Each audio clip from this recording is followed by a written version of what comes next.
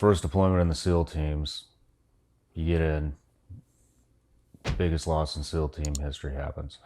Then you get through Green Team, and right after you graduate, maybe less than a year afterwards, Yeah, I mean August of 11. Extortion 17 happens, which again is the biggest loss in SEAL team history. So let's start there. Kind of the way we talk about it is, where were you? Where were you when 9/11 happened? Yeah. Where were you when June 28th happened? And where were you when August 6th happened? I know exactly where I was. I was sitting in a movie theater with my wife sitting next to me, my shooting buddy's wife, and then my shooting buddy. We're all watching a movie, and we're probably 45 minutes into it, and phone goes off, and you're glued to these things. Can't miss a text message. Like, I mean, the addiction to your phone becomes a real thing. Like, you can't miss a text message. You can't miss a phone call, ever. And his phone goes off and mine does too, and we both crack him. And we both looked at each other at the same time. And he had got a text from somebody in the White House, a staffer, used to be a team guy. And he said, "Call me right now." And I had the exact same thing, the exact same time, that said, "Call me right now," from a different guy. Okay.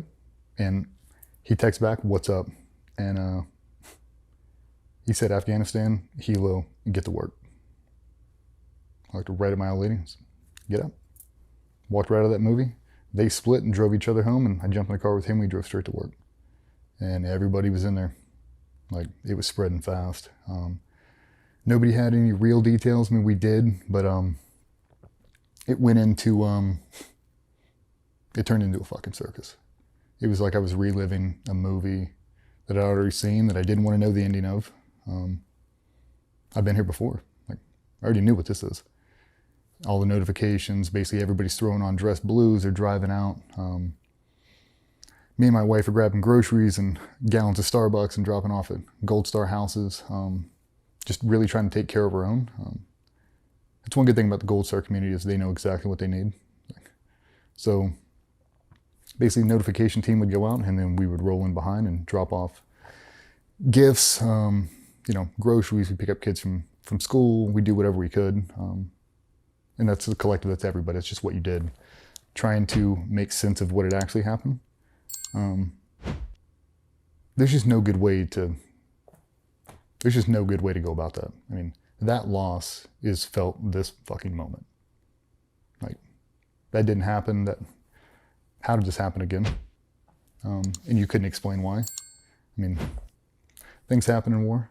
Things that you wish didn't happen. You wish it wasn't a reality. It's absolutely reality. It's another reality check. Doesn't matter how good those dudes were. You couldn't have picked a better... There wasn't a more capable fighting force on the fucking earth than the dudes who were on that helicopter. And it didn't matter. It did not matter. Gone in an instant. It's like, fuck. Like, how are you going to come back from that? And then selfishly, how are we going to take care of all these families? Like, what do we do now? It's like every foundation just dumped in, trying to support, trying to do whatever they could to... I mean, inside of that, we're trying to rebuild. Like, we're still fighting the GWAT.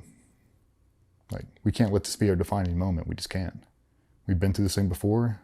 Unfortunately, the CO at the time had been through this exact same thing.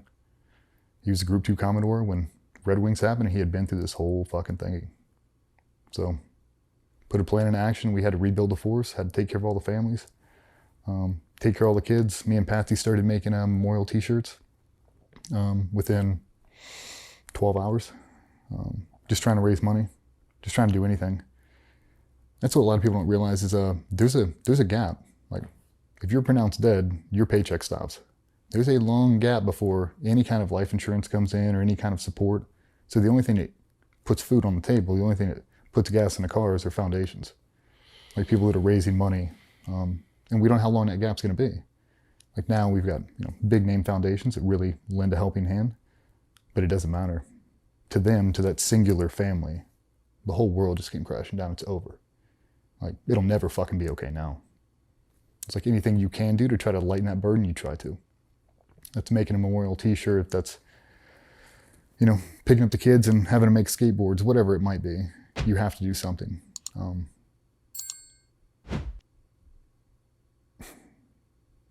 But I'll tell you what, that was a super dose of reality. Because doing a lot of shit in helos, and it's like, that's the reality. That is exactly what is going to happen. There's nothing you can do for that. It doesn't matter. Like, you can't plan for that. You just can't. I mean, you can try to do things, but a helo gets shot down with all those people on board. There's no good scenario out of that. And it crippled us. We had to rebuild the force, and every team had to give up bodies. And that was the whole point of contention. Like, people wanting to rebuild, people not wanting to rebuild. I don't want to go. I want to go. Just, it was a circus there for a couple weeks. It was. Do you want to describe a little bit more in detail how many lost, what happened? Well, without getting many specifics, the weather was not in favor. It was a high illume night, and a force went out and got contacted and needed to launch a QRF, and they launched in that troop to be a QRF, and on final they got shot down. Everybody's in there, like, you've got an amazing force, you've got the world's best sitting in the back of this flying school bus. It lands down, they shoot it out of the sky. It's, you just can't plan for it. I mean, you just can't. It's 31 people gone, including some Afghan partner forces, but an entire troop of people. Yeah. It's just gone. And I mean, things that people don't think about, things that I know that haunt other individuals is, think about the guy who missed that deployment, had a shoulder surgery and wasn't there. Think about the guy who had to go home for a birth of his kid. You should have been there. Like, that's gonna weigh on that dude forever. And it is. I don't know, I just remember walking into the building, it being so fucking somber, just, you didn't know where to smile, like, you wanted to have fun at work, but you couldn't. Like, how dare you smile right now? It was one of those things, like, and it wasn't a forced, thing, it's just, it's what it was. I mean, we were in the trenches for a long fucking time, man. We just were, and it felt like it was so hard to get back out of it. We tried to rebuild, and we've got the force, and they're back, and I mean, they dumped every dude. They pulled guys from all the other teams and tried to rebuild that one troop, and they grabbed some fucking all-stars, man. They did. Like, they spared no expense. They grabbed some serious fucking talent, and they rebuilt. And they built a dynasty. Like, they built some fucking badass dudes. It was like one thing after another. So we get them all back up, and that's 2011. So I had Nick Check in my team. We were in the same 5-man team, and he got pulled out to go over there to backfill when all the guys got killed in Extortion. And it didn't feel right. It didn't seem right. Him and my wife were really tight. We did our first platoons together. And when he went over, I rolled into his team as a new guy. And I fucking loved him, man. God, he was awesome. He just was. He was everything you wanted a teammate. He came over and retiled my entire kitchen, him and my wife, when I was on deployment, before his first deployment with the command. Up until the last hour, he drove to the command covered in tile soot and put on fresh clothes and got on the plane. Yeah. Like, fucking great dude. And you know, we just came back from Afghanistan deployment in between Extortion. So we backfilled them, had to sleep in their beds, had to do that whole thing. That's a very sombering thing to have to do. I mean, it's the reality. Like, this is what it is. Sleep in a dead guy's bed. So, just another reality check. Trying to get in there and hit a really good target set, and everything's great, and we're going to work. It's all steady in the back of your mind. It's like, any moment here, any moment, this thing's gonna get us. And it almost did a couple times. The exact same thing. I mean, we took RPGs off the refueler, getting shot on infill, exfil. I mean, just close ones. Yeah. Testament to the pilot's capabilities, just how good they were. But right after that, that was a really good deployment. Like, that was probably my favorite deployment because of the people we were with. Like, that team, God, man, I did not deserve to be in that team. I fucking loved that. If you could have locked me in a time capsule, I'd still be in there. I would have never came home. I loved it so much. I had separated myself from everything outside of that. And it was the only thing that made me feel normal, was being there. I loved it. I loved the banter. I loved the shit talking. I loved the pranks. I loved the professionalism. I loved the absolute obsession to the detail. I loved it.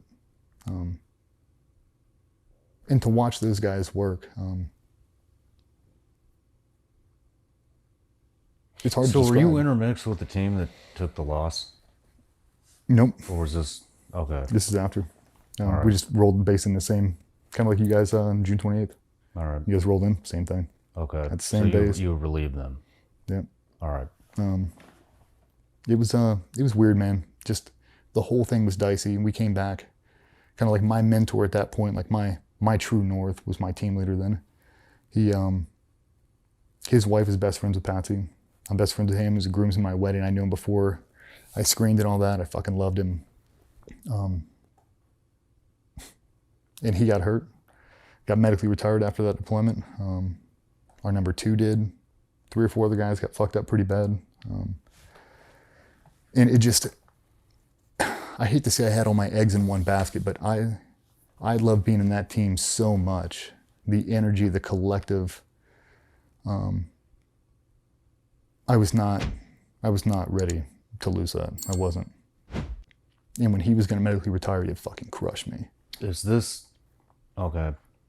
Never mind. Keep going.